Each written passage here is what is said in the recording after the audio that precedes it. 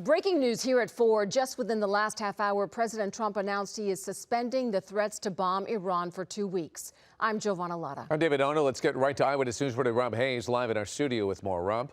Yeah, it would have been an hour right now to Trump's deadline. He had said today at 5 o'clock that was the deadline when he was going to launch attacks on bridges, on infrastructure in Iraq. But now we get a break. The president posting this to Truth Social just minutes ago.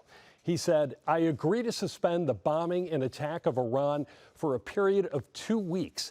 This will be a double-sided ceasefire. The reason for doing so is that we have already met and exceeded all military objectives.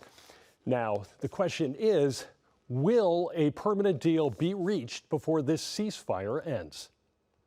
President Trump's threat was shocking and horrifying.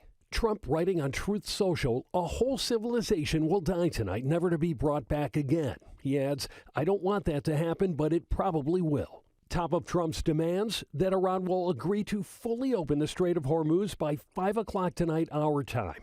Short of that, he says the U.S. military will bomb Iran's critical infrastructure, including power plants, bridges, and desalination facilities. Just minutes ago, the president announced that a ceasefire was met, one that would last 2 weeks. But experts question whether a long-standing deal can still be reached between the U.S. and Iran. There's no agreement to be reached because each side's red lines, or minimum what they need, are so far apart. In Iran, people had formed human chains across bridges and around power plants, answering their government's request to help protect Iran's infrastructure.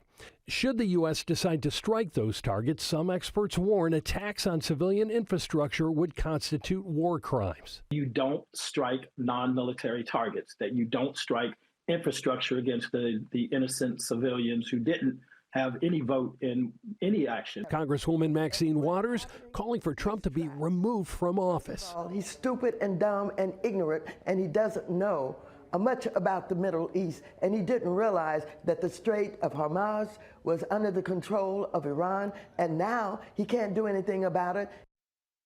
Now, Trump had first threatened to target Iran's civilian infrastructure 2.5 weeks ago, saying the sites would be hit in 48 hours if no deal was made.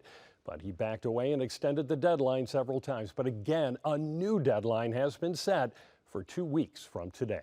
Giovanna?